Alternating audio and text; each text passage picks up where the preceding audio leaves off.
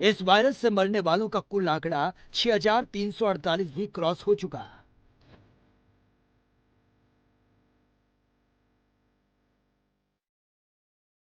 देश में सबसे ज्यादा प्रभावित राज्यों की बात की जाए तो महाराष्ट्र में हालात बेहद खराब है। महाराष्ट्र में पीड़ितों की संख्या 77,000 के करीब है। वहीं 24 घंटे में 123 नई मौतों के साथ महाराष्ट्र में मरने वालों की संख्या 2,710 के पास पहुंच चुकी है। महाराष्ट्र में पिछले 20 दिनों से लगातार हर दिन 2,000 नए केस सामने आ रहे हैं। वहीं सबसे ज्यादा प्रभावित राज्यों में दूसरे पायदान पर तमिलनाडु है,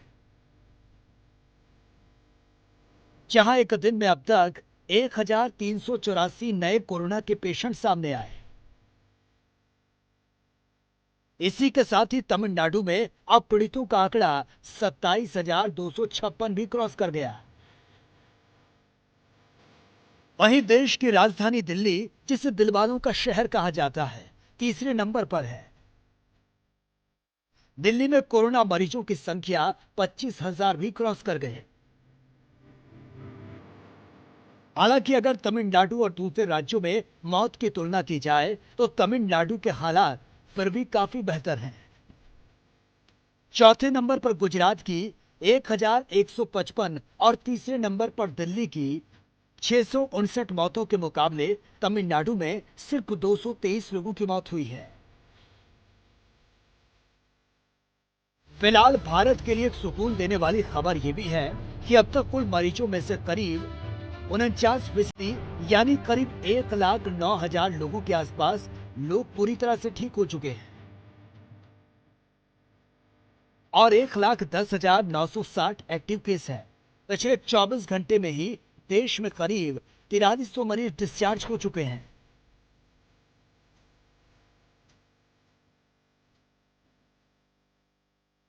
देश में 8 जून से अधिकतर राज्यों में धार्मिक स्थल खोल दिए जाएं।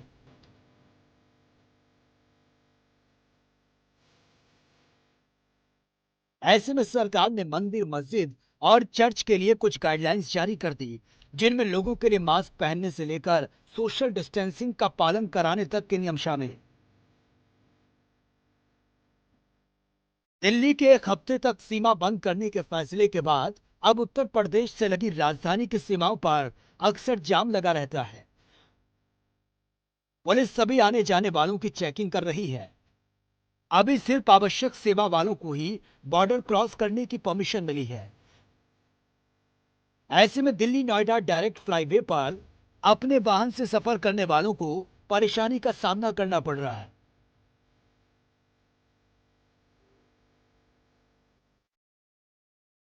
वहीं झारखंड में कोरोना संक्रमित मरीजों की संख्या में लगातार इजाफा हो रहा है।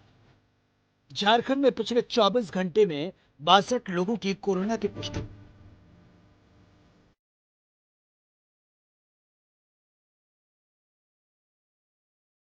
इसी के साथ ही राज्य में अब कोरोना के 890 केस सामने आए हैं, जिनमें 447 एक्टिव केस हैं।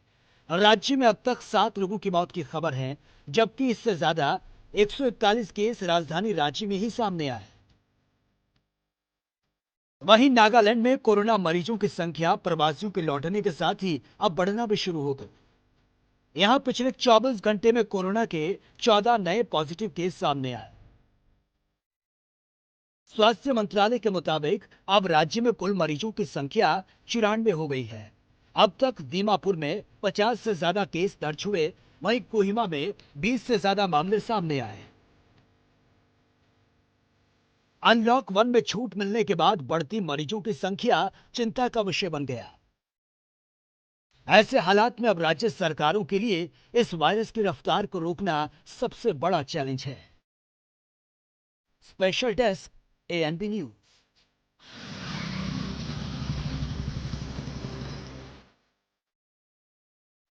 तो रिपोर्ट आपने देखी कितनी तेजी से कोरोना वायरस अपने पैर पसार रहा है। आलम यह है कि 2,26,000 के आसपास ये संख्या पहुंच चुकी है मरीजों की, और मरने वालों की अगर बात की जाए तो इसमें भी तेजी से इजाफा हो रहा है। लेकिन 8 जून को जो तमाम धार्मिक स्थल है उनको खोल दिया जाएगा। उससे पहले जो बाकायदा गाइडलाइन जारी की गई है उसका किस तरीके से पालन होगा, क्या कुछ तैयारियां चल रही हैं? प्रतिक्रिया सामने आई है, वो भी सुन लेते हैं। हनुमान मंदिर में तो काफ़ी पहले से 2 दिन पहले से तैयारियां शुरू हो गई हैं। हमने जो मंदिर को सैनिटाइज करना शुरू कर दिया है। उसके बाद हमने सैनिटाइज केबिन में लगाया हुआ है। जो भी दर्शनार्थी आएगा वो पहले इसमें से गुजर के जाएगा। उसके बाद जो उसकी थर्मल स्क्रीनिंग होगी, थर्मल स्क्रीनिंग के बाद हमने हैंड वॉश के लिए वहाँ पे वो इंतजाम किया हुआ है। उसके बाद ये मार्किंग लगाए हुए हैं कि जिससे डिस्टेंस बना रहे। और क्या क्या आपने लिखा है मास्क की ज़रूरी है, आपको मास्क लगा के आना, तो आप इंश्योर करेंगे, कई लोग ऐसा होता है फिर भी कहीं भूल जाते हैं मास्क लगाना, तो आप इंश्योर करेंगे कि किसी ने कुछ ना कुछ उनके पास हो जो वो पहन के मंदिर के अंदर जाए। कोशिश तो ये रहेगी कि वो जो उनसे वो कोई रुमाल होगा वो बांध सकते हैं, या हम तो कोशिश करेंगे अपने पास से 50-100 पटके अपने पास रखेंगे जो साफ़ सुथरे जो है, जो यूज़ नहीं किए होंगे उसे यूज़ एंड थ्रो कर देंगे। कुछ मास्क अपने पास रखेंगे यहाँ पे, जिससे लोगों को थोड़ा सा जो हम अपनी तरफ से सुविधा दे सकते हैं वो सुविधा देने की कोशिश करेंगे। प्रसाद के लिए भी कुछ गाइडलाइंस आई हैं? प्रसाद के लिए अभी हमारे पास ऑफिशियली कोई सर्कुलर नहीं आया है। उसके लिए क्या विशेष व्यवस्था होगी, क्या नहीं होगी, ये सर्कुलर जब हमारे पास आएगा सरकार की तरफ से तो उसके हिसाब से हम इंतजाम करेंगे। पर आपको लगता है अभी जैसे केंद्रीय सरकार के द्वारा जो भी घोषणा हुई कि 8 तारीख से मंदिर मस्जिद और खुला जाएंगे, तो उस हिसाब से हमारे यहाँ भी तैयारियाँ तो अभी हो रखी हैं, लेकिन अभी फाइनल डिसीजन नहीं हुआ है कि 8 तारीख को खुलेंगे या नहीं खुलेंगे। और खुलने के बावजूद जो है मंदिर में ये डिसीजन अभी तक लिया गया कि प्रसाद वगैरह नहीं चढ़ेगा, किसी का भी फूल माला नहीं चढ़ेंगी और न प्रसाद चरणामृत भी नहीं दिया जाएगा और सोशल डिस्टेंसिंग का जगह जगह पालन किया जाएगा। और एक बार में जो है 5 से 10 व्यक्ति जो है अंदर प्रवेश कर पाएंगे दर्शन के लिए। उसके साथ साथ हमारे वहाँ इस्लामिक सेंटर ऑफ इंडिया में उलमा इकराम की एक मीटिंग में ये बात जो एडवाइजरी जारी हुई है, उसमें सबसे पहली बात तो ये है कि मसाजिद में सिर्फ फ़र्ज़ नमाज अदा की जाए, सुन्नत और नवाफिल वो अपने घरों पर अदा करें। उसके साथ साथ सोशल डिस्टेंसिंग के साथ में नमाज़ पढ़ी जाए और जिसका 6 फीट या 2 मीटर का फासला रखा जा रहा है। और उसके आपने देखा आपने पूरी मस्जिद में इसके लिए हर मस्जिद में तैयारी कराई जा रही है और इसकी तैयारियां शुरू हो चुकी हैं। उसके साथ साथ ही बजाय एक जमात के 4-4 जमातें कराई जाएं, पहले 15-15 मिनट के वक्फे के साथ में। जुमे की नमाज भी 4 जमातें के हो 15-15 मिनट के वक्फे के साथ। उसी के साथ साथ ये बात भी कही गई है कि मस्जिद में वज़ू ना करें बल्कि वज़ू भी अपने घर से करके आएँ और इसी तौर पर मस्जिद की टोपी वगैरह इस्तेमाल ना करें, अपनी टोपी। तो तमाम गाइडलाइंस जारी कर दी गई है। आपको बता दें कि पूरा भारत अनलॉक है और इसमें जो फेजेस रखे गए हैं उसी के आधार पर आगे छूट दी जाएगी। लेकिन सवाल यह है कि छूट के साथ साथ ये महामारी बहुत तेजी से अपने पैर पसार रही है। 2,30,000 के आसपास मरीजों की संख्या पहुंचने वाली है और 24 घंटे में जो लोगों के आंकड़े निकलकर सामने आ रहे हैं जिन्होंने इस वायरस की वजह से दम तोड़ा है, वो वाकई डराने वाले आंकड़े हैं। ऐसे में सवाल यह है कि इसके साथ साथ, इस महामारी के साथ साथ हम कैसे जिंदगी को पटरी पर ला सकते हैं, इसी पर ही आज हम चर्चा कर रहे हैं। मेरे साथ स्टूडियो में मौजूद हैं राजनीतिक संपादक चंद्रशेखर त्रिशूल जी। चंद्रशेखर जी, स्वागत है आपका सर। चंद्रशेखर जी, जिस तरह से छूट दी गई है और अब बहुत तेजी से ये वायरस अपने पैर पसार रहा है और वाकई आज इसी जो हमने टाइटल दिया है कि कोना कोना कोरोना, ये हकीकत हो चुका है, कोने कोने तक पहुंच चुका है ये वायरस। देखिए सचिन, जब देश में कोरोना का उतना प्रभाव नहीं था तब लॉकडाउन किया गया, लेकिन आज जो संख्या है अब 5 के आंकड़े को पार करने वाली है। ठीक है, 9,851 बहुत बड़ा आंकड़ा होता है। 273 मौतें, बहुत विस्फोटक स्थिति में कोरोना है देश में। जी बिल्कुल। और ये 24 घंटे का आंकड़ा है चंद्रशेखर जी, 24 घंटे का ये बिल्कुल, ये 24 घंटे का आंकड़ा है। तो अब इन चीजों को समझना होगा। सरकार ने जिस तरह धर्मस्थल खोलने की, लगातार तमाम चीजों को खोलने का जो कवायद जारी हो रही है, कहीं ना कहीं एक सोचना चाहिए, अगर मेट्रो भी तो बंद है, तमाम चीजें बंद हैं, अगर कुछ चीजें रोक ली जाएंगी एक समय के लिए, शायद हो सकता है कि हम कहीं बच जाएं। लेकिन जिस तरह के हालात हैं वो कहीं देखना होगा कि अब स्थिति जो विस्फोटक हो रही है जी उस पर बहुत गौर करने की बात है सचिन। बिल्कुल। लेकिन चंद्रशेखर जी, आपने कहा कि शायद हम बच सकते हैं अगर इस तरीके की छूट को थोड़ा सा आप रोक दें, लेकिन कब तक ये चलेगा? इतने लोगों ने बर्दाश्त किया ये उम्मीद के साथ कि आने वाले वक्त में स्थितियां बेहतर होंगी, लेकिन स्थितियां बेहतर होने की बजाय बहुत तेजी से संख्या बढ़ रही है। लेकिन सवाल यह है कि जो लोग कल तक रोते थे कि भैया लॉकडाउन खुलना चाहिए, कामकाज ठप पड़ा है, आज वही लोग सड़कों पर धज्जियां उड़ा रहे हैं। देखिए, अब सरकार ने भी मान लो छूट दी है, कुछ एसओपी स्टैंडर्ड ऑपरेटिंग प्रोसीजर जारी किया है, उसको भी सरकार को सोचना चाहिए कि किस तरह हमें इसे करना है। और दूसरी बात यह है कि लोगों को अपनी जिम्मेदारी बहुत तरीके से समझनी होगी। अगर लोग जिम्मेदार नहीं हुए, जिस तरह के आंकड़े हो रहे हैं, कल 10,000 भी हो जाएगा ये आंकड़ा। और जिस तरह मौतें बढ़ रही हैं, 273 बहुत मौतें होती हैं जी, सचिन। विस्फोटक स्थिति में देश में कोरोना है, लगातार कोरोना बढ़ता जा रहा है और लगातार जो स्थल हैं, जो पाबंदियां हैं वो हटती जा रही हैं। तो कोरोना की रफ्तार जो बढ़ रही है वो कैसे कम हो, इस बात पर भी सरकार को विचार बिल्कुल। लेकिन करना होगा। चंद्रशेखर जी, अब से पहले जो भी कुछ हुआ, तमाम तरीके की लापरवाही सामने आई। ऐसा लगा कि इस लापरवाही के बाद शायद हमने कोई सबक सीखा है, हालात बदलेंगे। आप देखिए, शुरुआत में जो मरकज का मामला सामने आया, उसके बाद मजदूरों के प्लान का सिलसिला शुरू हुआ, फिर हमने देखा कि डॉक्टरों पर जिस तरीके से अभद्र व्यवहार किया गया, धीरे धीरे स्थितियां बिगड़ती जा रही हैं। और हर बार यह कहा जाता है कि लापरवाही हुई है, आपने वक्त रहते कदम नहीं उठाया है। लेकिन अब जो संख्या है आउट ऑफ कंट्रोल होती जा रही है, कैसे पॉसिबल हो पाएगा? एक तरफ आप कह रहे हैं कि कामकाज को पटरी पर लाना है, दूसरी तरफ आप कहते हैं इस वायरस से जंग लड़नी है। लेकिन लोग अगर 24 घंटे में इतनी तादाद में मरेंगे तो कैसे हम मान लें कि सब कुछ सामान्य हो जाएगा आने वाले वक्त में? बिल्कुल भी सामान्य जैसी कोई बात नहीं है, कोई स्थिति ऐसी सामान्य जैसी नहीं है कि हम ये बात सोचें कि ठीक हो रहा है सब कुछ। आप धार्मिक स्थल खोल रहे हैं, आप तमाम चीज़ों को खोल रहे हैं। अब अगर आप देखिए, अगर जाके देखेंगे शहरों में, गांवों में, कस्बों में ये स्थिति है कि वहाँ कानून की सरेआम धज्जियां उड़ रही हैं। आपने कहा है कि सोशल डिस्टेंसिंग का पालन करना है। 65 साल के बुजुर्गों को वहाँ पे नहीं जाना है, 10 साल के बच्चों को, जो 10 साल से छोटे बच्चे उनको मंदिर नहीं जाना है। ये गाइडलाइन का पालन कैसे होगा? तमाम चीजें जब कम बहुत आवश्यक लोग जब जा रहे थे तभी नियमों की धज्जियां उड़ रही थी, अब तो कैसे उड़ेंगी आप देख लीजिए। बिल्कुल। और जिस तरह की स्थिति हो रही है उससे रोका कैसे जाएगा, इसकी भी कोई गाइडलाइन नहीं है या इसका भी कोई अभी उपचार नहीं दिख बिल्कुल। रहा है। लेकिन सवाल यह है कि अभी तो उन लोगों की टेस्टिंग प्रॉपर तरीके से नहीं हो पाई है जो दूसरे राज्य से अपने गृह राज्य पहुंचे हैं। उनकी टेस्टिंग प्रॉपर तरीके से नहीं हो पाई है। कहा भले यह जा रहा है कि थर्मल स्क्रीनिंग उनकी हुई है, उनकी जो रिपोर्ट है उनकी जांच पड़ताल की जा रही है, उनको होम क्वारंटाइन किया गया। कौन मॉनिटरिंग कर रहा है? अगर वो लोग घर जा भी रहे हैं तो कौन देख रहा है कि वो अपने घर में ही कैद हैं, वो बाहर नहीं निकल रहे हैं? कुछ भी नहीं हो रहा है ऐसा। देखिए सचिन, स्थानीय स्तर पे सिर्फ पाबंदियां, सरकार की गाइडलाइन जो जारी हुई है वो सिर्फ कागजों में आंकड़ों का खेल होके रह गई है।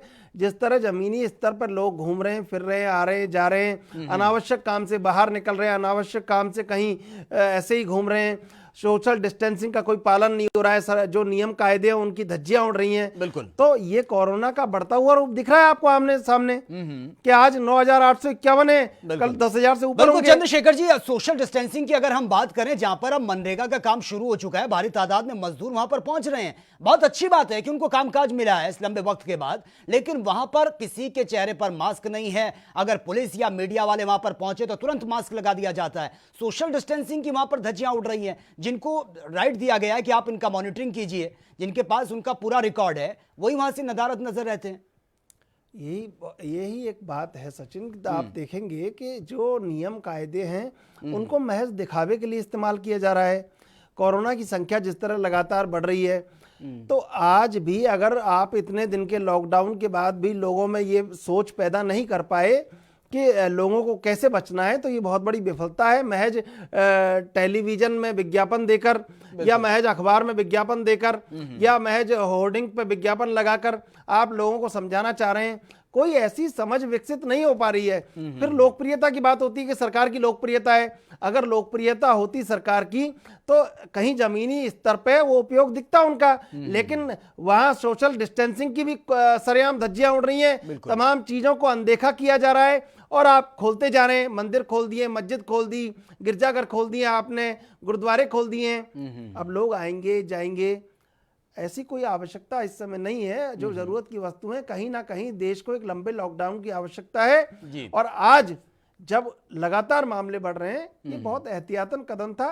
सरकार ने कोई बिल्कुल। लेकिन चंद्रशेखर जी, जितना मुझे समझ में आ रहा है कि सरकार देखना ही नहीं चाहती धरातल की तस्वीरों को। आप बिल्कुल मेन मार्केट में तो बहुत सख्त निर्देश जिस तरीके से बोला जाता है कि सब मास्क लगाकर आएंगे, सोशल डिस्टेंसिंग का पालन होगा। थोड़ा सा अगर हम इंटीरियर एरियाज में जाएं, जहां पर 3-3, 4-4 लोग एक ही बाइक में साफ तौर पर नजर आते हैं और वो बहुत तेजी से निकलते हैं, झुंड के झुंड बनाकर लोग बैठे हैं अपने घरों के बाहर, वहां पर ना तो कोई पुलिस वाला पहुंच रहा है, ना कोई अधिकारी पहुंच रहा है, ना उनकी कोई मॉनिटरिंग की जा रही है। शुरुआत में हमने देखा कि ड्रोन कैमरों से मॉनिटरिंग हो रही थी इंटीरियर एरियाज की, अगर गांव कस्बों में कोई इस तरह से भीड़ लगाता है। अब कहां चला गया वो सब कुछ? क्या ये समझा जाए कि कोरोना खत्म हो गया? देखिए सचिन, लॉकडाउन तो कुछ था नहीं, सिर्फ पाबंदी के नाम पे एक ये था कि लोग रुक जाएं। सरकार ने जो जनधन खाते में पैसे डाले उसको लेने भी लोग बैंकों तक पहुंचे। तमाम हलचल देश में जारी रही। तो लॉकडाउन तो एक बस आपने कह दिया कि लॉकडाउन है, तमाम लोग जब 17 करोड़ लोग बैंकों तक पहुंच गए लॉकडाउन 1 के फेज में, तो कहाँ लॉकडाउन रहा। फिर आप लॉकडाउन के नाम पे लगातार जिस तरह खोलते जा रहे हैं, आपने पहले किया क्यों और अब खोल क्यों रहे हैं? जब देश में इतनी विस्फोटक स्थिति है, जब 236 पेशेंट देश में थे, तब आपने पूरे देश को जाम कर दिया।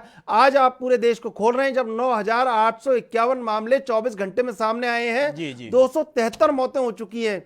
इतनी बड़ी स्थिति के बाद आपके पास कोई ऐसा विजन नहीं है जिसको आप अप्लाई कर सकें। महज ये कह देने से कि देश में कोरोना से लड़ना है, कैसे लड़ेंगे?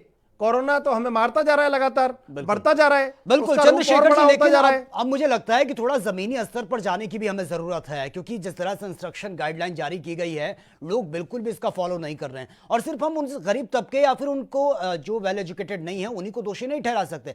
हम पढ़े लिखे लोगों को भी देख रहे हैं जो प्राइवेट ऑफिस खुले हैं, उनके बाहर चाय के लिए लोग बाहर निकलते हैं तो 6-7 लोग आपको एक साथ नजर आ जाएंगे। दिल्ली में भी यही तस्वीरें देखने को मिल रही हैं। मुंबई जो इस वक्त टॉप पर चल रहा है, वहां पर भी इसी तरीके की तस्वीरें सामने आ रही हैं। देखिए सचिन, ये कहा जा सकता है कि लोगों को इस महामारी की आदत नहीं थी।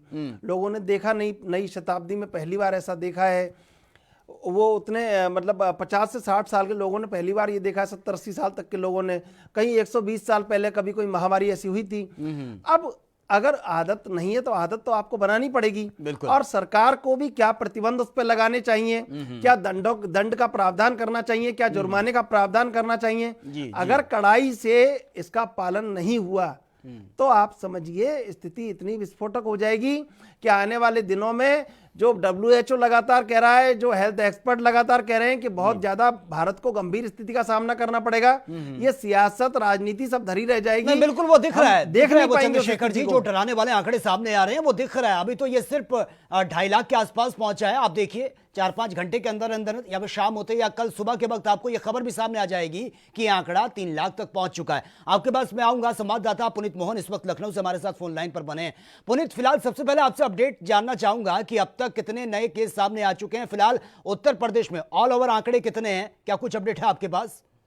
देखिए, सीधे तौर पर सचिन, इस समय आंकड़ों की अगर हम बात करें तो रोजाना स्वास्थ्य विभाग शाम को 6 बजे आंकड़े प्रस्तुत करता है और कल के आंकड़े शाम के 9,237 थे, जो अब बढ़कर के लगभग 9500 के करीब हैं। और अभी शाम होते होते ये आंकड़े और बढ़ रहे हैं। जिस तरीके से 10,000 का आंकड़ा छू रहा है, अगर हम बात करें कि जो लोग ठीक हो रहे हैं तो उनमें जो प्रतिशत आ रहा है वो 263 लोग अगर ठीक हुए हैं तो 508 लोग संक्रमित भी हुए हैं, यानी कि संक्रमित होने वाले लोगों की संख्या में बढ़ोतरी हो रही है। 245 लोगों की अभी तक मृत्यु हो चुकी है कोरोना से पूरी यूपी में। सरकार लगातार प्रयास कर रही है, जगह जगह चेकिंग लगाई जा रही है, लेकिन सीधे तौर पर लोग लापरवाह हो गए और लोग ये समझ रहे हैं कि लेकिन पुनीत, जिस तरह से लोग लापरवाही बरत रहे हैं ये तो सबसे बड़ा खतरा है। लेकिन सवाल यह है कि जो 8 तारीख को धार्मिक स्थल खुलने हैं, संख्या बहुत तेजी से बढ़ रही है, लोग समझदारी से काम नहीं ले रहे हैं, दूसरी तरफ सरकार छूट पर छूट दी जा रही है। क्या आप समझ में आ रहा है कि अब वाकई इस महामारी के जिसमें बचने के लिए बार बार लोगों से अपील कर रहे थे, सरकारें अपील कर रही थी, अब उसके लिए हम तैयार हो जाएं, क्योंकि 24 घंटे में मरने वालों की संख्या बहुत तेजी से बढ़ रही है? जी बिल्कुल सचिन, जिस तरीके से सरकार लगातार अपील कर रही थी कि आप अपनी सुरक्षा स्वयं करें और कहीं ना कहीं मास्क और सोशल डिस्टेंसिंग आपका सबसे बड़ा हथियार है। बाकी गवर्नमेंट आपकी हेल्प कर रही है, जो भी स्वास्थ्य विभाग की गाइडलाइन है उसको फॉलो करें, लेकिन लोग मास्क से परहेज कर रहे हैं। कई अमूमन हाथ मिलाते लोग दिख जाते हैं, गले मिलते हुए लोग दिख जाते हैं। कहीं ना कहीं लोगों में घोर लापरवाही दिख रही है और जिला प्रशासन हो या फिर प्रदेश का प्रशासन हो, इसके लिए सख्त नहीं है। और जब तक शासन प्रशासन सख्त नहीं होगा, गांव से लेकर के शहरों तक, लेकिन पुनीत, जिस तरह से आप बता रहे हैं कि लोग समझदारी से काम नहीं ले रहे हैं, वो कहीं भी आपको भीड़ साफ तौर पर नजर आ जाती है या फिर लोग हाथ मिलाते हुए नजर आ रहे हैं। ऐसे में अगर धार्मिक स्थलों को खोला जाता है, 8 तारीख की ये डेट दी गई है, क्या आपको लगता है लोग वहां पर समझदारी दिखाएंगे? क्योंकि सबसे ज्यादा खतरा तो वहीं पर ही है। देखिए सचिन, जो बड़े मंदिर हैं वहां पर जो समितियां होती हैं वो कहीं ना कहीं हमने देखा है कि जब वहां भीड़ भाड़ होती है उनको अच्छे से मैनेज करती है। वहां तो हम श्योर हैं कि सीधे तौर पर वहां पर कहीं ना कहीं समितियों ने सैनिटाइजर गेट लगवाए हैं, थर्मल से चेकिंग होगी। लेकिन जो छोटे मंदिर है, क्योंकि जिस तरीके से मंदिर और मस्जिद अब खुलेंगे, जुमे की नमाज भी होगी, लोग चर्च भी जाएंगे, लोग गुरुद्वारे भी जाएंगे, मंदिर भी जाएंगे। ऐसे में कहीं ना कहीं इन छोटे मंदिरों पर और छोटे धार्मिक स्थलों पर नजर रख पाना बहुत बड़ी चुनौती है प्रशासन के लिए। इसके लिए जो थाने स्तर में जितने मंदिर है वहां पुलिस को काफी एक्टिव होना होगा और कहीं ना कहीं मंदिर में भीड़ ना हो, जितनी उसकी कैपेसिटी है और सोशल डिस्टेंसिंग बनाते हुए जितने लोग उसमें जा सकते हैं बिल्कुल को ही पुनीत, आपको परमिशन रोकना चाहूंगा। इस तरह की गाइडलाइन हम शुरुआत से लेकर अब तक सुनते आ रहे हैं। जब वाइन शॉप खुली थी उस वक्त भी ये कहा था कि सिर्फ 5 लोग ही वाइन शॉप के बाहर खड़े हो सकते हैं। अब आप कह रहे हैं कि यहां पर हम बिल्कुल श्योर हैं। उन बड़े बड़े मंदिरों का आपने जिक्र किया है जहां पर तमाम तरीके की जो तैयारियां हैं वो चल रही हैं, लेकिन आपको लगता है कि जो कहा जाता है वो धरातल पर होता भी है? देखिए, जिस तरीके से गाइडलाइन निकली लेकिन फॉलोअप नहीं हुआ, चाहे हम ऑफिस खुलने की बात करें, चाहे वो मॉडल शॉप खुलने की बात करें, लोग खुद से सजग नहीं है। और दूसरी बात, प्रशासन शक्ति दिखाता नहीं। कागजों में कुछ और आंकड़े हैं और धरातल पर कुछ और है। धरातल पर प्रशासन शक्ति दिखाता है सुबह और शाम को। दोपहर में बिल्कुल छूट दे दी जाती है लोगों को, जिसका लोग गलत फायदा उठा रहे हैं। मंडियों में छूट दी जा रही है, सोशल डिस्टेंसिंग के गोले तक मिट गए हैं और लोग आपस में मिलजुल कर खड़े नहीं, हो रहे हैं। लेकिन पुनीत इससे क्या समझ में आता है कि सरकार एक तरफ जो छूट पर छूट दी जा रही है और दूसरी तरफ उन तस्वीरों को झांकने को बिल्कुल तैयार नहीं है जो डराने वाले आंकड़े सामने आ रहे हैं। यानी कि समझ में आता है कि भैया आप पैसे कमाइए, आप अपने रोजगार के लिए जाइए, आप मरे या जिए उससे कोई फर्क नहीं पड़ता।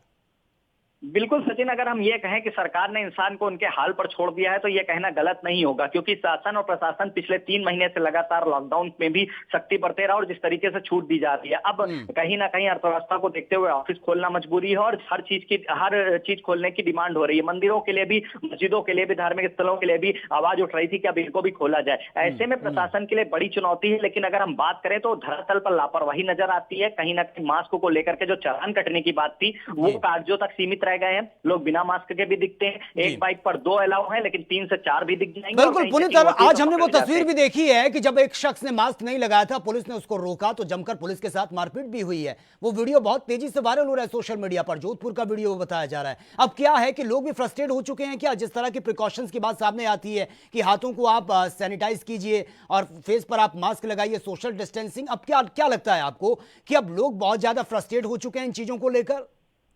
देखिए, लॉकडाउन 3 महीने का लगभग रहा और उसके बाद में सीधे तौर पे लोग बाहर निकले हैं और मास्क लगाने के आदी नहीं है, क्योंकि आदतन कभी ऐसी बीमारी शायद ही किसी ने देखी हो और जब उनको टोका जाता है तो भड़क जाते हैं। कहीं ना कहीं लोगों को खुद से समझदार होना होगा। आज नहीं तो कल आपको समझदारी दिखानी ही होगी, मास्क लगाना ही होगा। कई लोगों को मास्क लगाने में प्रॉब्लम भी आ रही है। वो तमाम तरीके के बहाने बताते हैं कि सांस फूलने लगती है, तमाम तरीके का हेडेक होने लगते हैं। लेकिन आप इन बहानों से दूसरे को गुमराह कर सकते हैं, लेकिन आप स्वयं को भी गुमराह कर रहे हैं और समाज को भी गुमराह कर रहे हैं। ये बात आपको समझनी होगी। बिल्कुल पुनीत, एक और चीज आपसे जानना चाहूंगा, क्योंकि जो श्रमिक हैं उनका कामकाज का सिलसिला शुरू हो चुका है। मनरेगा के तहत जो काम मिल रहा है वहां पर तो बहुत ज्यादा धज्जियां उड़ाई जा रही हैं सोशल डिस्टेंसिंग की। जिनको रखरखाव की जिम्मेदारी दी गई है, जो रजिस्टर मेंटेन करता है, जो उनसे काम करवा रहा है, वही वहां से नदारद है। मजदूर अपना काम कर रहे हैं।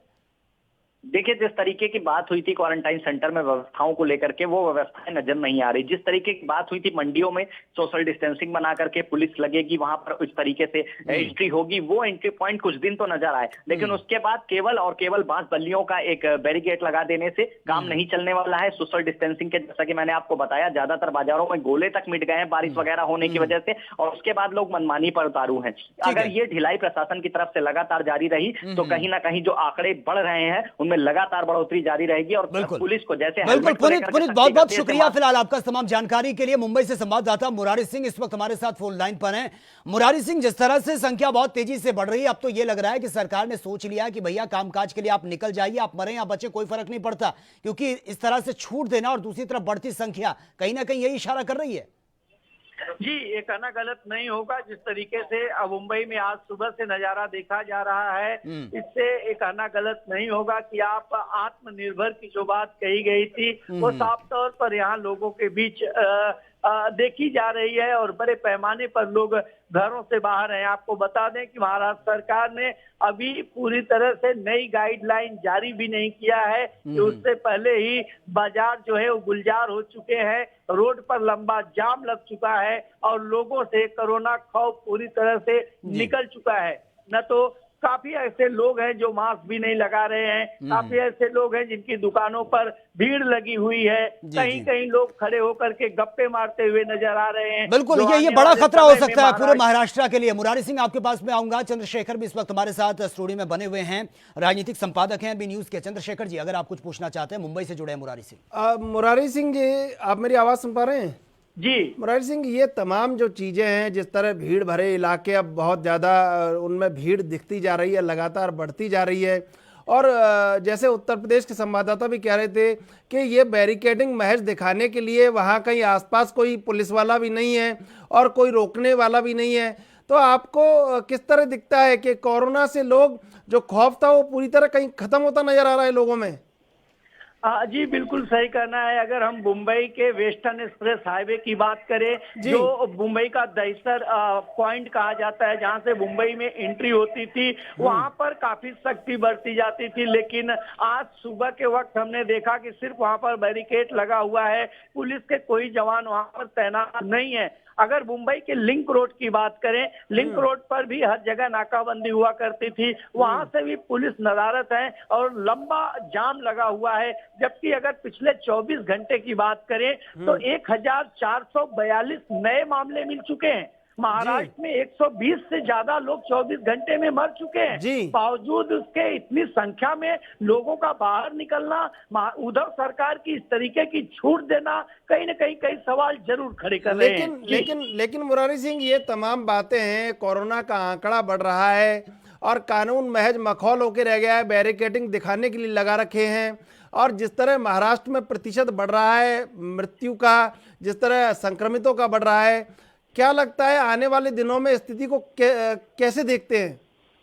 देखिए, अगर हम स्थिति की बात करें तो जो आने वाला समय बरसात है और बरसात से मुंबई सबसे ज्यादा प्रभावित रहते हैं। बड़े बड़े जर्जरी इमारतें गिरती हैं, दीवारें गिरती हैं, गटर नालों में पानी जाम होने की वजह से इलाका पूरा डूब जाता है। और ऐसे में कोरोना महामारी जैसे बीमारी के बीच बारिश महाराष्ट्र सरकार के लिए किसी मुसीबत से कम नहीं है। लेकिन सरकार कहीं से भी गंभीर होती हुई दिखाई नहीं दे रही है, चाहे वो बृहन मुंबई महानगर पालिका हो या फिर उद्धव सरकार हो। आने वाला जो समय है वो मुंबई सहित महाराष्ट्र के लिए काफी गंभीर और काफी स्थिति खराब करने वाला समय है। जी और सरकार गंभीर नहीं है, लोग जिस तरह निकल रहे हैं, कोरोना का प्रतिशत जिस तरह बढ़ रहा है, देश में लगातार मरीजों की संख्या बढ़ रही है, संक्रमितों की संख्या बढ़ रही है, तो अब भीड़ भरे इलाकों को नहीं रोका गया तो ये भीड़ तो और बढ़ेगी आने वाले समय में।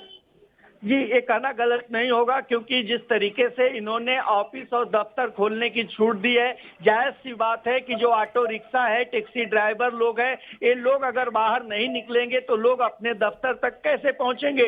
कॉलेज और स्कूल को इंटरनेट के जरिए पढ़ाई करने की बात कही जा रही है, ऑनलाइन पढ़ाने की बात कही जा रही है, लेकिन जब कॉलेज और स्कूल के दफ्तर खुल रहे हैं तो वहां पर पेरेंट्स कैसे पहुंचेंगे। अगर पेरेंट्स को जाना है तो कोई साधन उनको करना पड़ेगा। तो जिस तरीके की छूट देकर के बढ़ावा दी गई है, ये जरूर एक गंभीर विषय है और समय रहते महाराष्ट्र सरकार अगर इस सारे मसलों को गंभीरता पूर्वक नहीं लिया तो जितनी मौत कोरोना से 3 महीने में नहीं है उतनी मौत। ठीक है मुरारी सिंह, बहुत बहुत शुक्रिया फिलहाल आपका तमाम जानकारी के लिए। बीजेपी के स्पोक्स पर्सन नवीन श्रीवास्तव इस वक्त फोन लाइन पर है।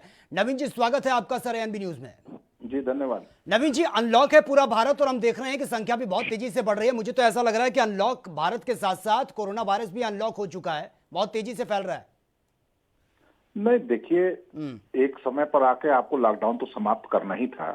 और जहां तक बात हो रही है, लगातार विपक्ष इस बात को कह रहा है कि लॉकडाउन, जिस समय संख्या कम थी उस समय आपने लॉकडाउन लगा दिया, जब संख्या अधिक है तो आपने लॉकडाउन कम कर दिया। ठीक है। तो एक्चुअली क्या है कि ये लोग निराशावादी लोग हैं। अपनी राजनीतिक सत्ता खोने के बाद इनको हर चीज में नकारात्मकता दिखती है। अच्छा। आप देखिए, अगर भारत में लॉकडाउन को सख्ती से नहीं लगाया गया होता तो शायद आज भारत में जितने लोग संक्रमित हैं या जितनी लोगों की मृत्यु हुई है उस संख्या कई गुना अधिक होती। दुनिया के अन्य देशों की अपेक्षा आप अगर तुलना करें, प्रति 10 लाख व्यक्ति संक्रमित लोगों की जो दर है वो सबसे कम है दुनिया में। मृत्यु दर भी सबसे कम है। नवीन श्रीवास्तव जी, 7 नंबर पर पहुंच चुका है भारत सर। हाँ, नहीं, तमाम देशों के लिस्ट में तो सबसे ज्यादा प्रभावित है। सबसे बड़े आबादी वाले देश हैं। आप दुनिया के दूसरे सबसे बड़े आबादी वाले देश हैं। आपकी रिकवरी रेट दुनिया के 2-3 सबसे जो प्रमुख देश हैं जिसमें रिकवरी रेट लगभग 50% या उसके ऊपर है, उसमें आप हैं। तो इसलिए ये कहना कि लॉकडाउन खत्म करने का समय नहीं था, और ये निर्णय सभी राज्यों के मुख्यमंत्रियों से बात करके तय किए गए, जिसमें कांग्रेस शासित राज्यों के भी मुख्यमंत्री थे अन्य गैर भाजपा शासित राज्यों के भी मुख्यमंत्री थे। ठीक है। और मुझको आश्चर्य होता है कि आप देखिए इस नहीं, नवीन आपदा श्रीवास्तव काल- जी, जो अब तक हुआ सो हुआ, उसमें तमाम लापरवाही, तमाम गलतियां भी सामने आई हैं, और उसके बाद जी, सबक जी। हमने कितना सीखा, अब इस पर आगे हमें चर्चा करनी चाहिए। अब 8 तारीख से आप धार्मिक स्थल खोलने की बात कर रहे हैं, और ये संख्या मरीजों की लगभग 3 लाख तक पहुंचने वाली है। वो मुझे लगता है शायद सुबह 10 बजे तक, अगर मैं कल की बात करूं तो शायद ये 3 लाख तक पहुंच सकती है। अब धार्मिक स्थल खुलेंगे, अभी तक नॉर्मल बाजार में जो लोग घूम रहे हैं वो सोशल डिस्टेंसिंग का पालन नहीं कर रहे हैं, कैसे उम्मीद करें कि वहां पर सोशल डिस्टेंसिंग का पालन किया जाएगा? नहीं, देखिए सोशल डिस्टेंसिंग का और जो दिशा निर्देश है उसका पालन तो सबको करना ही पड़ेगा। नहीं, मैं लेकिन ये कहने से और करवाने में बहुत फर्क है नवीन जी। करना भी पड़ेगा, और प्रशासन को इसको लागू भी सख्ती से कराना पड़ेगा। हम लोगों में स्वयं भी इसकी लेकिन awareness कब, होगी। नवीन श्रीवास्तव जी, कब? आप बोल रहे हैं कि करवाना पड़ेगा, आपको लगता है कि हमारे पास वक्त है कि हम इंतजार करें? लोग मर रहे हैं, 24 घंटे में लोग दम तोड़ रहे हैं। नहीं, देखिए लोग स्वयं भी कर रहे हैं। आप देखिए, आप अगर सिर्फ आंकड़ों में जाएंगे तो ऐसा नहीं नहीं, है। लेकिन नवीन श्रीवास्तव जी, अब अगर हम ये कहेंगे तो ये शोभा नहीं देता। अगर हम ये कहेंगे कि ऐसा हम करेंगे, ऐसा होगा, आने वाले वक्त में हम करेंगे, आप देखिए तो बहुत अभी लेट हो अभी जाएगी। नवीन कुछ एक श्रीवास्तव जी, तब तक बहुत नहीं, लेट हो जाएगी। आप लाइन पे बने रहिए, आप लाइन पे बने रहिए। राजनीतिक संपादक चंद्रशेखर त्रिशूल भी इस वक्त मेरे साथ बने एनबी न्यूज के, वो आपसे कुछ पूछना चाह रहे हैं। चंद्रशेखर जी, पूछिए। नवीन श्रीवास्तव जी, जी हाँ, जी हाँ। आशावादी हैं कुछ लोग प्रयोगवादी हैं, कुछ लोग निराशावादी हैं, तमाम तरह के विपक्ष निराशावादी। आपको लगता है आपने लॉकडाउन अपनी मर्जी से लगाया, अपनी मर्जी से उसको हटा दिया, आप ये कह रहे हैं कि विपक्ष का दबाव था इसलिए हटा दिया, लोग मरेंगे और लोग आपसे पूछेंगे तो आप ये जवाब दे देंगे आप निराशावादी हैं, आप ये हैं। लोकतांत्रिक कहीं एक भूमिका है, आप मेजॉरिटी लेके, कहीं बहुमत लेके सत्ता में बैठे हैं, लोगों की आपसे उम्मीद है कि आप जो निर्णय लें वो देश हित में होना चाहिए, वो जनहित में होना चाहिए। लेकिन जिस तरह आंकड़े बढ़ रहे हैं, आपको लगता नहीं है कि जनहित में नहीं है निर्णय? आप जिस तरह खोलते जा रहे हैं, पाबंदी हटाते जा रहे हैं, और बैरिकेडिंग जो पुलिस के दिख रहे हैं, जो कानून की जो व्यवस्था है वो महज मखौलों की रह गई है, सोशल डिस्टेंसिंग की भी तरह। श्रीमान राजनीतिक संपादक महोदय जी, आपके लिए बड़ी विनम्रता पूर्वक मैं बताना चाहता हूं कि ये निर्णय सामूहिक निर्णय है। सभी राज्यों के मुख्यमंत्रियों से, चाहे वो भाजपा के हों चाहे गैर भाजपा के हों, उनके साथ मिल के तय किया गया है। लॉकडाउन लगाना नहीं लगाना ये सबकी सहमति से तय हुआ है। और लॉकडाउन में अभी जो अंतिम जो दिशा निर्देश केंद्र सरकार द्वारा जारी हुए, उसमें राज्य सरकारों को ये अधिकार दिया गया है कि अपने यहाँ की स्थानीय आवश्यकता के अनुसार आप उसमें जिस प्रकार से लेकिन नवीन श्रीवास्तव जी, कांग्रेस और तमाम विपक्षी पार्टियों को तो बार बार यही कहना है कि हमने तो शुरुआत में बहुत सारे सुझाव दिए थे, उनको नहीं माना गया, जिस वजह से आंकड़े बढ़े हैं। अरे अब सुन लीजिए महोदय, कल कांग्रेस पार्टी के पूर्व राष्ट्रीय अध्यक्ष श्रीमान राहुल गांधी ने कहा कि लॉकडाउन से अर्थव्यवस्था समाप्त हो गई, लॉकडाउन नहीं लगाना चाहिए था। ये लोग क्यों दो मुंह वाली बात करते हैं? आपके मुख्यमंत्री राज्यों में केंद्र सरकार के निर्णय के पहले ही लॉकडाउन की अवधि बढ़ाने की घोषणा कर देते हैं। आप कहते हैं कि लॉकडाउन लगाने से अर्थव्यवस्था खत्म हो गई। तो ये दोहरेपन के दोहरे चरित्र की बात इस आपदा काल में नहीं होनी चाहिए। और यह निर्णय सबको मिलकर लिया है। सभी राज्य सरकारों को अपनी जिम्मेदारियों का निर्वहन करना चाहिए। हमारी आपकी भी जिम्मेदारी है कि हम जो केंद्र सरकार नियम कायदे कानून सोशल डिस्टेंसिंग है उसका हम पूरी तरह से पालन करें। और श्रीमान राजनीतिक संपादक महोदय जिस बात को कह रहे थे, लोकतंत्र में हमें बहुमत दिया है, केंद्र में हमारी सरकार है, कई राज्यों में भी हमारी सरकारें हैं, लेकिन कई राज्यों में दूसरे दलों की भी जो सरकारें हैं उनके भी ये निर्णय थे कि जनहित में अर्थव्यवस्था को पटरी पर लाने के लिए धीरे धीरे हमको लॉकडाउन को धीरे धीरे ईज करना है। और दुनिया के लगभग सभी देशों ने इस प्रकार से किया, वही हम भी कर रहे हैं। नवीन श्रीवास्तव जी, बहुत ज़्यादा राज्यों में सरकारें नहीं है विपक्ष की, आपको क्या लगता है कि आगे जो व्यवस्था बनी हुई है, धार्मिक स्थल जो खुलते जा रहे हैं, तमाम चीज़ें जो पाबंदियां हटती जा रही है, कोरोना का प्रतिशत भी बढ़ता जा रहा है, क्या लगता है आगे क्या स्थिति रहने वाली है अगर इसी तरह चला तो? नहीं, देखिए धार्मिक स्थलों को खोलने के लिए जो लॉकडाउन फर्स्ट फेज जो 8 जून से लागू होना है, उसके लिए राज्य सरकारों को ये अधिकार दिए गए हैं कि वो अपने यहाँ अपनी सुविधा अनुसार, अपनी आवश्यकता अनुसार, अपने यहाँ की परिस्थितियों के अनुसार उस पर निर्णय ले। अगर किसी राज्य में ये लगता है कि नहीं धार्मिक स्थलों को खोलने से राज्य सरकार को यह महसूस होता है कि धार्मिक स्थलों को अभी खोलने से अव्यवस्था फैलेगी या धार्मिक स्थलों को कुछ विशेष रिस्ट्रिक्शन के साथ खोला जाए, तो यह निर्णय उनको लेना है और वो राज्य सरकारें अपने यहाँ की परिस्थितियों के अनुसार लेंगी। जी, लेकिन नवीन श्रीवास्तव जी, तमाम गाइडलाइन पहले भी जारी हुई है, लेकिन हम देख रहे हैं कि उनको फॉलो कितना अच्छे ढंग से किया जा रहा है या नहीं किया जा रहा है वो सबके सामने है। कोई इसमें पर्दा डालने की जरूरत भी नहीं है। लेकिन अब हम ये कैसे समझें, क्योंकि एक तरफ तो संख्या बहुत तेजी से बढ़ रही है, दूसरी तरफ छूट पर छूट मिल रही है। क्या क्या समझ से परे है कि इंसान अब अपने बारे में सोचे कि वो सुरक्षित है या नहीं है, या फिर अपने कारोबार के बारे में सोचे?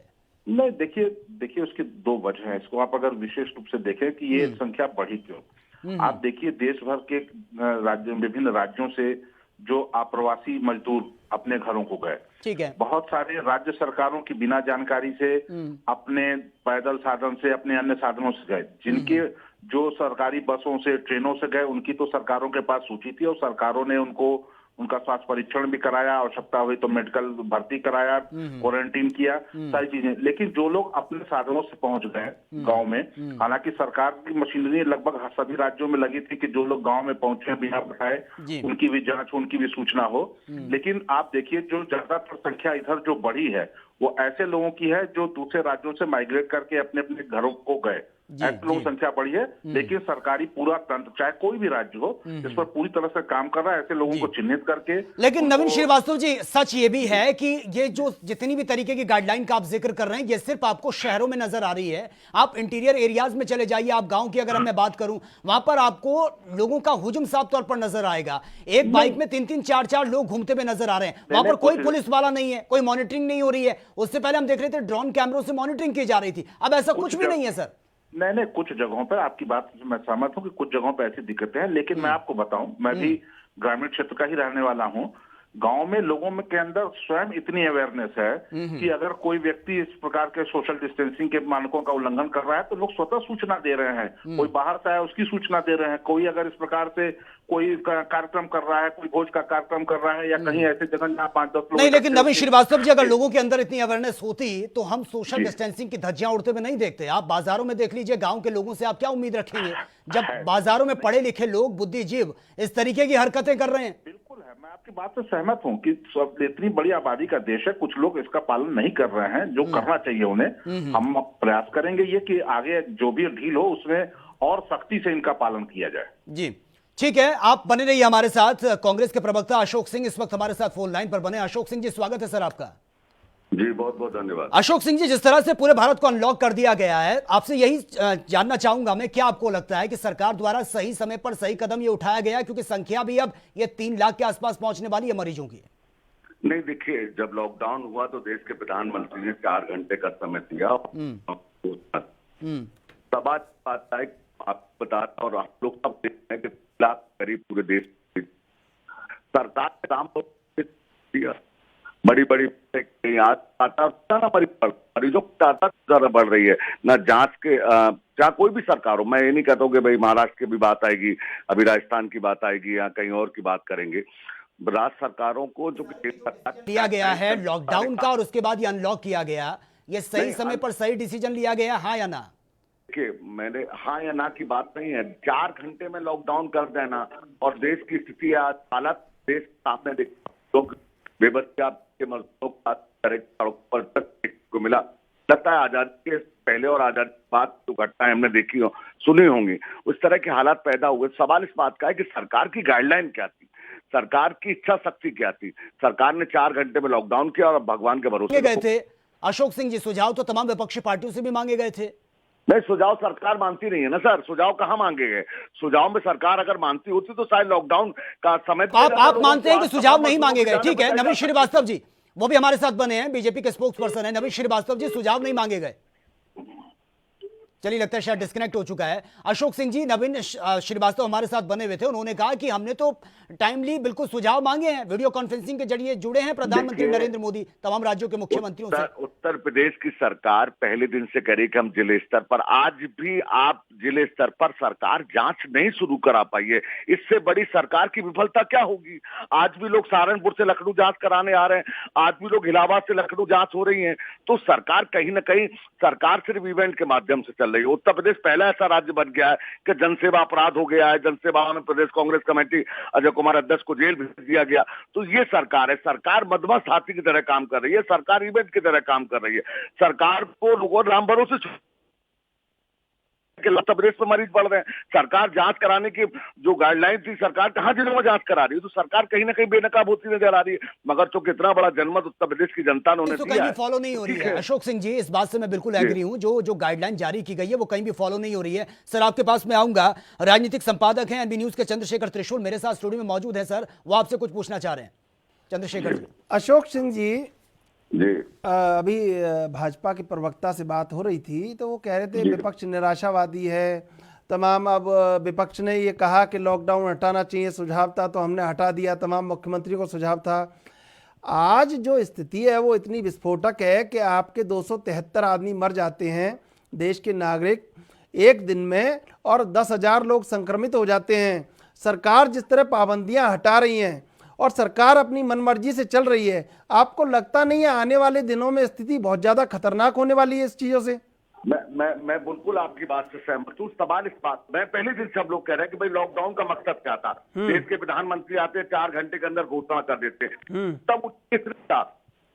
तब तबाशो करोड़ का भारत, आपके देश ने, आपने कहा थाली बजाओ ताली बजाओ, सब कुछ आपकी गाइडलाइन के अनुसार किया। मगर जब अनलॉक होता तो देश के प्रधानमंत्री की नजर नहीं आते, गृह विभाग एक पत्र जारी करता है। सवाल इस बात का कि जिन लोगों को जाने चलेगी उनको बचाया जा सकता है, जिनके परिवार चल गए उनको बचाया जा सकता है। आज उत्तर प्रदेश के हालात देखिए, मैंने अभी पहले वक्तव्य में भी कहा कि आज भी सरकार जिले स्तर पर जांच नहीं करा पाई है। सरकार इवेंट के माध्यम से काम कर रही है, क्योंकि उत्तर प्रदेश की जनता का जनमत है उनके लिए। तो सरकार का जो अहंकार है, विपक्ष का खामोशी को गहना न मतलब ये हमारा गहना हो सकता है कि अगर जनसेवा करना उत्तर प्रदेश में अपराध है। अजय कुमार लल्लू को जेल क्यों भेज दिया गया? भाई कौन सा दोस्त था? तमाम तो भेज दिया गया कि आप, वो तो इसलिए भेज दिया गया कि आप मजदूरों की सहायता मत कीजिए, आप सिर्फ जैसा इवेंट और ब्रांडिंग सरकार कर रही है ऐसा आप भी कीजिए। नहीं, सरकार लोकतंत्र में, अब मेरा आपसे ये जानना है अशोक सिंह जी, मैं ये जानना चाहता हूं कि जिस तरह के हालात पूरे देश में विस्फोटक हो रहे हैं, स्थिति लगातार खतरनाक होती जा रही है, विपक्ष को आगे आके उस भूमिका में खड़े होना होगा जहां वो सरकार से कहे दबाव बना के कि आप अपनी मर्जी से मत कीजिए, जनतंत्र का सम्मान कीजिए। एक तरफ देश में रामायण दिखा जा रही है और सरकार रावण की भूमिका अदा कर रही है। विपक्ष को तो सुझाव ही नहीं मानते। विपक्ष का मतलब है देशद्रोही, विपक्ष का मतलब है गद्दार। ये पहला लोकतंत्र में ऐसी सरकार है जो विपक्ष के सुझाव को नहीं मानती है। विपक्ष के सुझाव अगर अभियान मैं कह दूं तो भारतीय जनता पार्टी के प्रवक्ता कहेंगे अशोक सिंह झूठ बोल रहे हैं, अशोक सिंह गलत बात कह रहे हैं। तो सवाल इस बात का है कि जो लोग मर गए हैं, जिन लोगों की जानें चली गई हमारे मजदूर भाइयों की, तो उनको बचाया जा सकता कि नहीं बचाया जा सकता था? अशोक सिंह जी, जिस तरह से आपने कहा कि विपक्ष की बातों को बिल्कुल नहीं माना जा रहा है, तो मैं क्या समझूं, क्या जो विपक्ष है वो इतना ताकतवर नहीं है? अब नहीं, बिल्कुल ताकतवर है। देखिए, हमने हमारे को सरकार तक पहुंचा सके, हमारे अध्यक्ष को जेल, हम जनसेवा कर रहे हैं और लगातार जनसेवा करते रहेंगे। कितने लोगों को जेल भेजेंगे? हमारे मुझे ये बताइए कि क्या विपक्ष में एकजुटता नहीं है जो सरकार के कानून तक आवाज को पहुंचा सके? आप कह रहे हैं हमें नजरअंदाज किया जा रहा है। नहीं, सरकार नहीं मान रही ना। देखिए, हिटलर की भूमिका में सरकार है। देश के प्रधानमंत्री राहुल गांधी ने पहला ट्वीट किया था और पहली बार देश में सुझाव दिया था और कहा था कि इसको सरकार गंभीरता से ले, तो मजाक उड़ा लेते स्वास्थ्य मंत्री। अभी लॉकडाउन में जो लूडो खेले थे देश के स्वास्थ्य मंत्री, श्रम मंत्री का पता नहीं है। देश के हालात कैसे है, लोगों को राम भरोसे छोड़ दिया। तो ये योगी और मोदी की सरकार है। योगी है तो मुमकिन है और मोदी है तो मुमकिन है। देश के हालात। अशोक सिंह जी, अगर इलेक्शन होता ना तो इस वक्त तमाम विपक्षी पार्टियां हल्ला बोल की स्थिति में होती है। इलेक्शन नहीं है ना, ये डर है अगर बाहर निकलेंगे, लोगों के बीच में जाएंगे तो कहीं हमें कोरोना ना हो जाए। देखिए, आज सबने खुद को आइसोलेट किया हुआ है। अगर हमने बसों देने की बात की, हमने स्टॉल लगाने की बात की, हमने 9 लाख लोगों को राहत पहुंचाने का काम किया। ये आज चुनाव नहीं है। जनसेवा करना अपराध हो गया उत्तर प्रदेश में। अशोक सिंह जी, आपको लगता है ना कि सरकार अच्छा काम नहीं कर रही है? फिर चाहे वो योगी की सरकार हो या मोदी की सरकार हो या तमाम राज्यों की सरकार, जहां पर बीजेपी की सरकार चल रही है, आप विरोध करिए, आपका राइट बनता है। सबसे ताकतवर विपक्ष को माना जाता है सरकार के बाद। मेरी बात तो सबसे ताकतवर विपक्ष को माना जाता है। सर, आम इंसान से क्या उम्मीद रखें हम, जब विपक्ष ही आम इंसान के साथ नजर नहीं आ रहा है? सुनिए ना, सोनिया गांधी जी ने जब कहा कि रेल का किराया हम देंगे तब सरकार जागी। हमने उत्तर प्रदेश में कहा कि बस देंगे तब योगी सरकार जागी। तो हम लगातार सरकार को आईना दिखा रहे हैं। सरकार काम, मगर देश देख रहा, जनता देख रही है। जनसेवा कांग्रेस का कार्यकर्ता कर रहा है, ऐसा मैं मानता हूँ। लगातार हम लोग, सब लोग कर रहे हैं, लगातार लोगों की मदद पहुंचाने।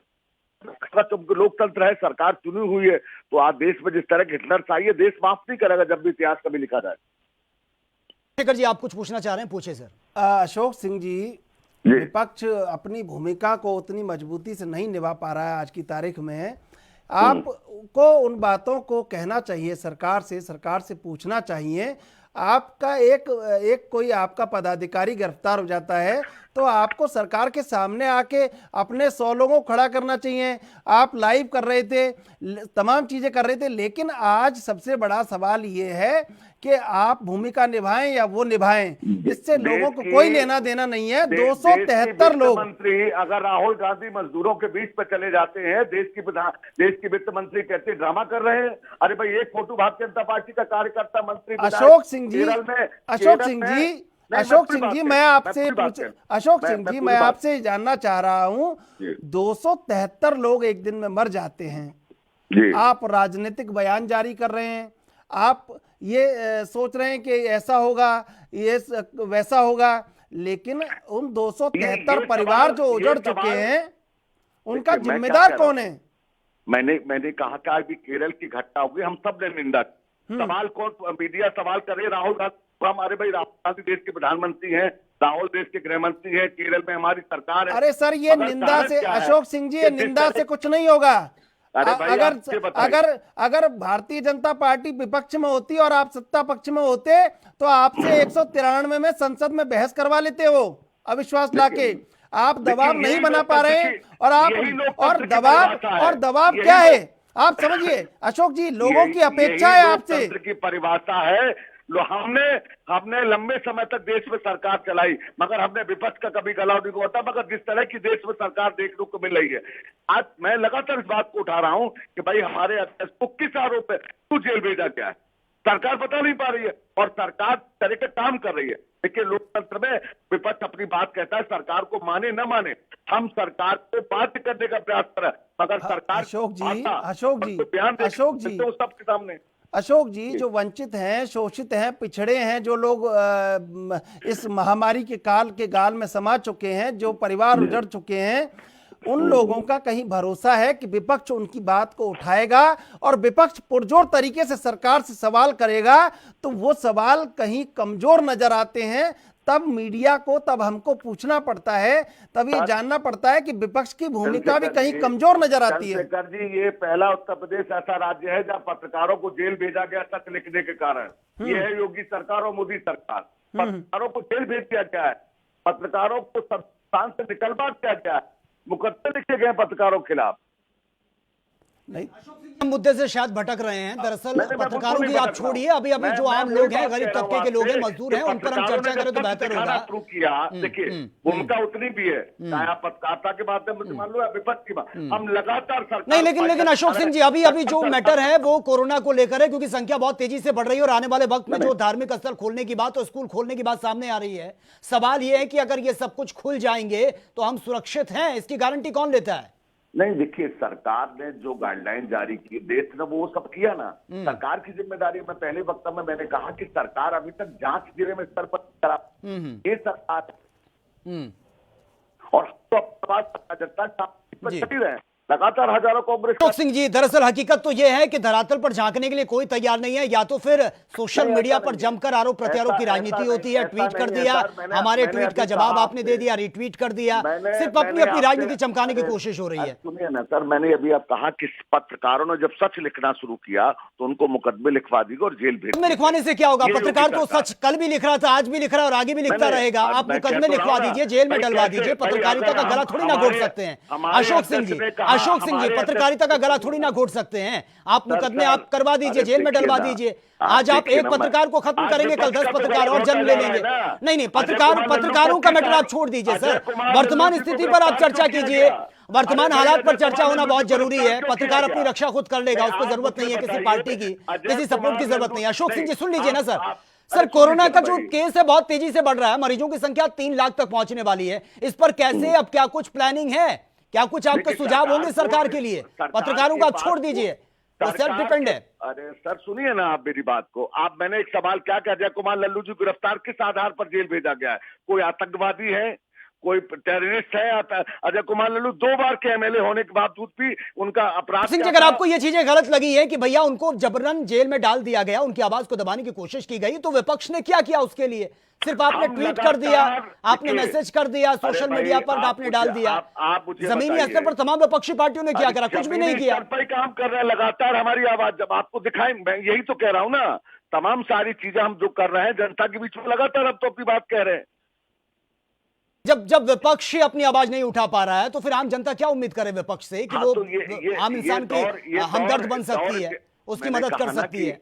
मैंने कहा ना कि सरकार ने राम भरोसे छोड़ दिया है देश को। सिंह जी, आपकी बातों से मैं क्या और भगवान समझूं, भरोसे आपकी छोड़ बातों दिया। से क्या समझूं कि सबसे पहले स्ट्रांग करने की जरूरत विपक्ष को है, तब हम उम्मीद रख सकते हैं आपसे? सर, हम लगातार विपक्ष की जब आज ये बात दबाई कही है कि हम जाती तो बहुत बोल बोल कर थक गए हैं, नहीं। हिटलरशाही नहीं, हम सरकार थक है, गए। हमारी सुनने को हम तैयार नहीं है, संघर्ष तो हम क्या सरकार समझें? को- हमने कहा ना, इस गूंगी बहरी सरकार के खिलाफ हमारा निरंतर जनसेवा जारी रही। ठीक है, अशोक सिंह जी आप लाइन पे बने रहिए। चंद्रशेखर जी पूछे सर, समय का अभाव है। अशोक सिंह जी चलिए, लगता है शायद डिस्कनेक्ट उन्होंने कर दिया है। लेकिन चंद्रशेखर जी, जिस तरह से बातें अशोक सिंह जी कर रहे थे तमाम विपक्षी पार्टियों को लेकर, उम्मीद तो विपक्ष से ही है, और कहा जाता है कि सरकार के बाद सबसे ताकतवर विपक्ष होता है। अब वो इस तरीके की बातें कर रहे हैं कि हम तो थक गए हैं, बोल बोलकर हमें नजरअंदाज किया जा रहा है। अब कहां जाएगा आम इंसान? देखिए सचिन, कहीं ऐसा एक ये प्रवृत्ति है कि सत्ता जब रहती है तो जो ऊर्जा है वो 4 गुना होती है, बहुत ज्यादा होती है। लेकिन सत्ता जब नहीं होती है तो राजनीतिक दल अपना एक औपचारिकता पूरी करते रहते हैं, अपनी भूमिका को बस जिंदा रखने के लिए काम करते हैं। देश में जो आम आदमी है, जो आज 273 लोग मर गए, जो ये परिवार उजड़ गए हैं, इनकी मौतों का जिम्मेदार कौन है, ये पूछने वाला आज कौन नहीं है। आज आप लगातार धार्मिक स्थलों को खोलने जा रहे हैं, लगातार, फिर आपने पाबंदियां क्यों लगा रखी है? लोग क्यों परेशान हो रहे हैं? आप सारे बॉर्डर खोल दीजिए, लोगों को पैदल चलना पड़ रहा है, अपना वो हो रहा सामान है, वो लेके। खुल रहा है चंद्रशेखर जी, वो हो रहा है धीरे धीरे। अब यही लग रहा है कि लोगों को मरने के लिए छोड़ दिया है कि भैया आप आमदनी भी कमाइए, क्योंकि लोग अभी तक परेशान थे। लोगों ने कहा कि लॉकडाउन खोलिए, सरकार ने कहा लो खोल दिया। हाँ, तो फिर खोल दीजिए और लोग जो मर रहे हैं उनको मरने दीजिए। यही और हो रहा है, आप हकीकत में हो यही रहा है। कोरोना पर कोई ऐसी उल्लेखनीय उपलब्धि नहीं है, चाहे कुछ भी सरकार कहती रहे, ऐसी उल्लेखनीय लेकिन उपलब्धि चंद्रशेखर जी, नहीं अब है। सवाल यह है कि बरसात की शुरुआत होने वाली है और बार बार यह कहा जा रहा है कि यह संकट और ज्यादा बढ़ सकता है। लेकिन कोरोना के पेशेंट आगे कितने बढ़ेंगे ये राम भरोसे है। लेकिन बरसाती बीमारियां जो शुरू होंगी, उनकी रोकथाम के लिए जमीनी स्तर पर डॉक्टर कितने तैयार हैं, हमारे जो हॉस्पिटल हैं वो कितने तैयार हैं, इसको लेकर कोई जमीनी स्तर पर अभी कोई तैयारी नहीं हुई है, सिर्फ हवाई बातें हो रही हैं। देखिए, जिस तरह की संख्या बढ़ रही है और जिस तरह कोई कहीं वैक्सीन का भी अभी कोई आता पता नहीं है, सिर्फ कहने सुनने में हो रहा है कि इतने देशों में हो रहा है या इतनी लैब में ये जांच चल रही है। लेकिन अब जिस तरह संख्या बढ़ रही है और जिस तरह आप पाबंदियां हटाते जा रहे हैं, ये कहीं आने वाले खतरे का बहुत बड़ा आगाज है। और इस खतरे को रोकने के लिए सरकार को कोई गंभीर कदम उठाना पड़ेगा। महज बयान जारी करने से, घोषणाएं करने से कुछ नहीं होगा। बिल्कुल बिल्कुल चंद्रशेखर जी, लेकिन उन आम लोगों को भी अब सोचना होगा जो इस तरह से बेवजह घरों से बाहर निकल रहे हैं या फिर सोशल डिस्टेंसिंग की धज्जियां उड़ाते हुए नजर आ रहे हैं। उन लोगों को भी समझना होगा। अगर हम 1% यह माने कि सरकार ही सब कुछ करेगी, पुलिस प्रशासन देखेगा, राज्य सरकारों की रिस्पॉन्सिबिलिटी है, मोदी सरकार की रिस्पॉन्सिबिलिटी है, या विपक्ष आवाज उठाएगा, तो ऐसे भी काम नहीं चलेगा। अब हर इंसान को अपनी रिस्पॉन्सिबिलिटी उठानी होगी। बिल्कुल, निश्चित रूप से तो जिम्मेदार नागरिक की भूमिका भी निभानी होगी। तमाम जो भी लोग हैं उनको अपनी अपनी भूमिकाओं में सशक्त होना होगा, मजबूत होना होगा, जिम्मेदार होना होगा, तब कहीं जाके कोरोना से लड़ाई होगी। कोरोना से महज कह देने से, कोई नारे बना देने से, सरकार के कह देने से लड़ाई नहीं हो पाएगी। बिल्कुल चंद्रशेखर जी, लेकिन आपको क्या लग रहा है कि जिस तरह से डिसीजन लिए गए हैं, अनलॉक की ये बात सामने आ रही है, हालांकि अब इसमें 3 फेजेस में अलग अलग चीजों को जो छूट आगे मिलेगी, आपको लग रहा है कि ये प्रोसेस लंबी चल पाएगी जिस तरह से मरीजों की संख्या बहुत तेजी से बढ़ रही है? देखिए, अब छूट के मायने पहले भी कुछ नहीं थे, आज भी कुछ नहीं है। लगातार जिस तरह संख्या बढ़ती जा रही है, चिंता का विषय है। क्या विस्फोट होने वाला है? हेल्थ एक्सपर्ट, WHO सब ने कह दिया है कि देश में कोरोना तेजी से बढ़ने वाला है। जून जुलाई का जो ये महीना है, ये बहुत देश के लिए खतरनाक है। बिल्कुल। सरकार इसको किस तरह देखती है, ये सरकार का काम है। बिल्कुल, ये सरकार का काम है और आम इंसान को भी अपनी रिस्पॉन्सिबिलिटी समझनी होगी, तभी इस महामारी से निपटा जा सकता है। चलिए चंद्रशेखर जी, बहुत बहुत शुक्रिया फिलहाल आपका इस डिबेट का हिस्सा बनने के लिए।